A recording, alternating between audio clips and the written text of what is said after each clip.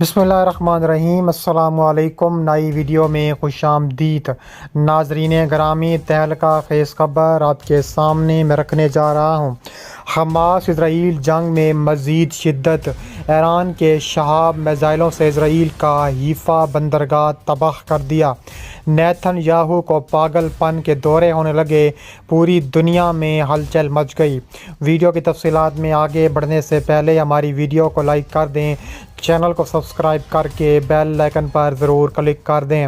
Hamas اور اسرائیل کی جنگ میں ایران آلریڈی شامل ہے، لیکن اس بار ایران کھل کر سامنے آیا ہے۔ ایران نے اپنے شہاب میزائل حماس کے حوالے کر دیے ہیں۔ شہاب میزائلوں سے حماس اور ایران کا ایسا زبردست اور تابڑ توڑ رات گئے حملہ ہوا ہے کہ حیفا بندرگاہ کے نیست و نابود کر کے رکھ دیا ہے۔ نیتن یاہو اس وقت شدید غصے میں ہیں، اس وقت شدید پاگل پن کے دورے ان کو ہونے لگے ہیں۔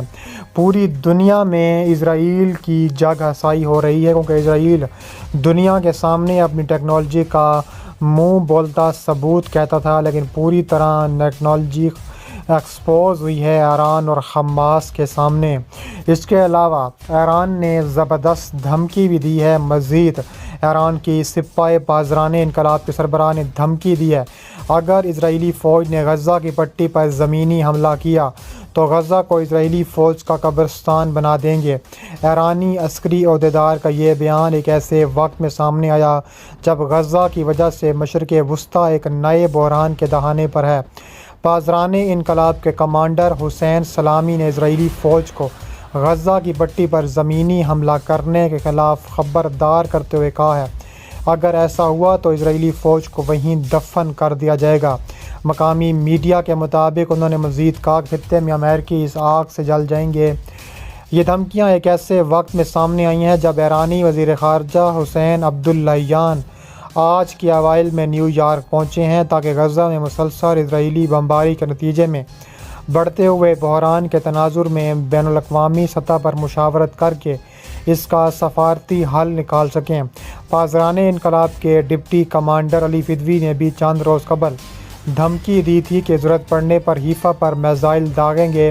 انہوں نے اس وقت فلسطینی دھڑوں اور خطے میں ایرانی حمایت یافتہ دیگر فوجی گروپوں کا حوالہ دیتے ہوئے کہا تھا کہ اگر اسرائیل غزہ پر حملہ کرتا ہے تو مزاحمت کا محور جواب دے گا۔ ایرانی وزیر خارجہ نے گزشتہ ہفتے تجویز دی تھی کہ اگر امریکہ اور اسرائیل غزہ میں نسل کشی بند نہیں کرتے تو کچھ بھی ممکن ہے، ہمارے پاس تمام آپشن کھلے ہیں۔ انہوں نے متنبہ کیا کہ خطہ بارود کا ڈھیر بن چکا ہے، کسی بھی غلط حساب کتاب کے سنگین نتائج مرتب ہوں گے۔ انہوں نے امریکہ کو خبردار کرتے ہوئے کہا ہے کہ اگر اسرائیل نے غزہ میں جنگ جاری رکھی تو واشنگٹن بھی بچ نہیں سکے گا۔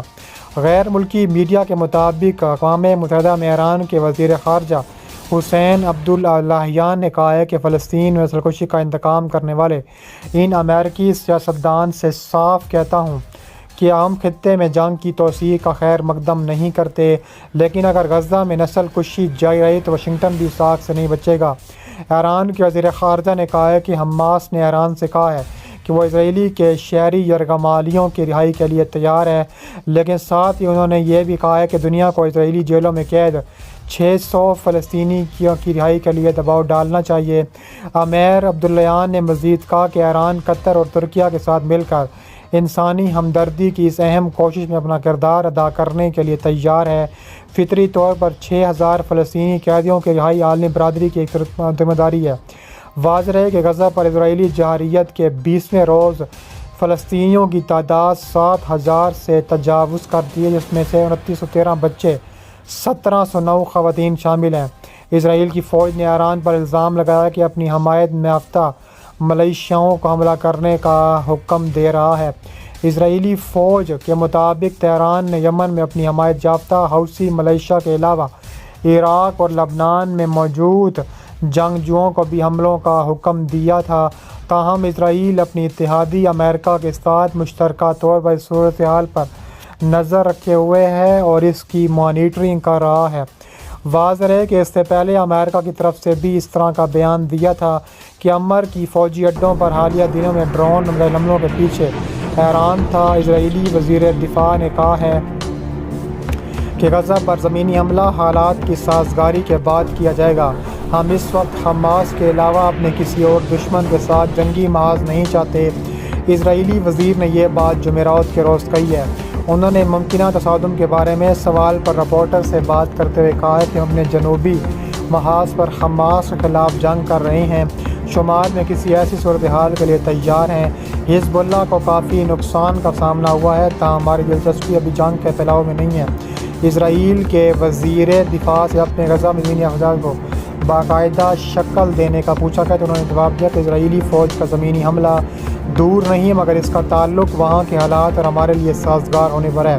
دوسری جانب رپورٹرز نے قطر کی مدد سے موقعیان کو بڑھانے کے سوال پر بھی کیا تھا۔ اس کے علاوہ مزید کہا جا رہا ہے کہ اسرائیل کی جانب سے حملہ لبنان کی جنوبی سرحد پر بھی کر دیا گیا۔ مقامی وقت کے مطابق لبنان کے سرحدی علاقوں میں اسرائیل اور حماس کے درمیان تصادم ہمارے تبادلہ معمول بنتا جا رہا ہے۔ غزہ پر اسرائیلی بمباری کے آغاز کے بعد سے حزب اللہ اور اسرائیل کا تصادم لبنان کی جنوبی سرحد پر دیکھا جا رہا ہے۔ سرحدی گاؤں میرے جفین اسرائیلی حملے کے بعد بھڑکے واضح یہ شعلے گاؤں کے کناروں تک پہنچ گئے جو جمعرات تک بھڑکتے رہے۔ ان لبنانی سیکیورٹی فورسز اور رضاکاروں کے علاوہ اقوام متحدہ کے امن فوجیوں نے یہ بھڑکی ہوئی آگ بجھانے کی کوشش میں حصہ لیا، تاہم تیز ہوا کے چلنے کی وجہ سے انہیں آگ بجھانے میں مشکل پیش آئی۔ گاؤں کے بلدیاتی دفتر کے مطابق بار بار کے اسرائیلی حملوں کی وجہ سے تابڑ توڑ 70 آباد گاؤں چھوڑ کر جا چکا ہے۔ اس کے علاوہ کہا جا رہا ہے کہ لبنان کے سرکاری خبر ایجنسی کے مطابق انہیں دنوں میں رپورٹ کیا ہے کہ سفید فاصلوں زخمی ہونے والے مریضوں سے ہسپتالوں میں پہنچے ہیں۔ دوسری جانب انسانی حقوق کے عالمی سطح پر کام کرنے والے ادارے ہیومن رائٹس واچ نے بھی اس امر کی تصدیق کی ہے کہ اسرائیل حماس اور لبنان کے سرحدی علاقوں میں حزب اللہ کے خلاف آگ بھڑکانے والے ہتھیار استعمال کر رہا ہے، تاہم اسرائیل ان الزامات کی تردید کرتا آیا ہے۔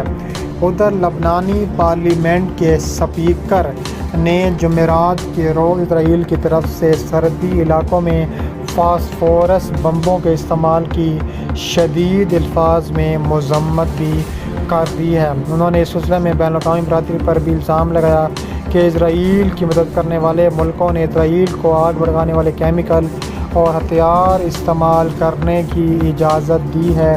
اس کے علاوہ کہا جا رہا ہے کہ تابڑ توڑ بمباری کہا جا رہا ہے کہ منہ توڑ جواب دیا جائے گا اور پوری طرح فیصلہ کیا جائے گا کہ اسرائیل کو کہاں چوٹ پہنچانی ہے۔ اسرائیل پر منہ توڑ جواب دینے کا بڑا اعلان بھی کر دیا گیا ہے۔